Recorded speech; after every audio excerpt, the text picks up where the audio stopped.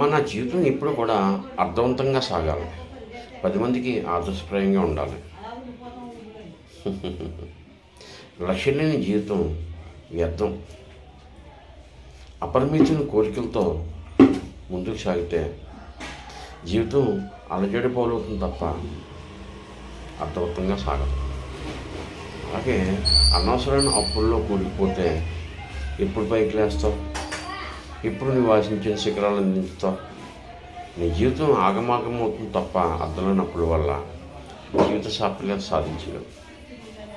అలాగే నీ జీవితానికి ఒక లక్ష్యం ఉండాలి. లక్ష్యాన్ని నువ్వే నిర్దేశించుకోవాలి. లక్ష్యం లేని జీవితం కూడా వ్యర్థమే. విచక్షణ జ్ఞానం లేని మాటలతో అర్థం లేని అపవాదులు కొని తెచ్చుకుంటావు. 10 మందిలో నీచంగా చూడబడతావు.